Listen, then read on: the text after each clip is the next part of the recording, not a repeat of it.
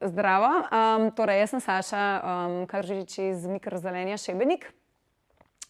Midva sva z mojim partnerjem štartala naše podjetje v letu 2014. In sicer sva se odločila za vzgojo svežega mikrozelenja, kjer sem jaz raziskvala, kaj bi lahko počela midva v življenju, ker sva želela iti na svoje. Tako da sva potem, oziroma sem jaz našla v Novi Zelandiji dva Slovenca, ki sta vzgajala mikrozelenje. Tako sva se midva takoj zaljubila v to. Takrat sva pol začela vzgajati doma zase, da sva videla, a je to res enostavno, kako nama gre.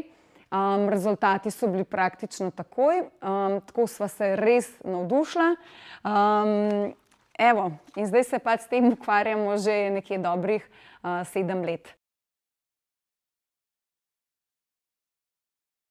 Mogoče malo zanimiva zgodba, kako sem jaz sploh prišla do tega. V časopisu sem zagledala, in sicer res v zadnjem trenutku. Midva z Boštjanom res iščeva nove in nove ideje, kaj bi še lahko dodali, kako bi še lahko razširili naše poslovanje. Tako da en del našega poslovanja je sveže mikrozelenje, s čimer pa mi vstopamo v inkubator, je pa v bistvu z našim jedilnim suhim cvetjem. To je v bistvu rdeča nota. In takoj, ko sem videla v bistvu, da inkubator nudi mentoriranje, se pravi mentorje, sem vedela, da je to za naju, ker se rada učiva in rada pridobivava nova znanja. Oba mentorja sta res mega, jaz sem res navdušena nad obema. Jaz sem z njima dobila novo širino znanja, v bistvu ne samo to, sem si želela tudi svoj mindset malo drugače naravnati.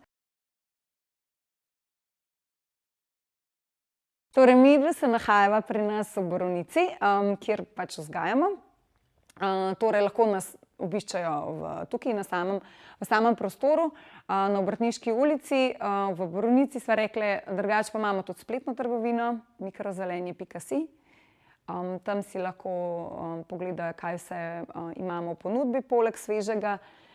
Imamo tudi semena za samovzgojo. Kitki mali za samovzgojo mikrozelenja se mi zdijo tudi zelo ne samo inovativna, ampak tudi stvar, ki bo v bistvu približala samo sveže mikrozelenje ljudem doma in da bodo videli in ugotovili, koliko je enostavno za vzgojo, pa koliko je hranljivo, okusno, in da si lahko vsak sam to doma vzgoji in potem dodaja si v hrano.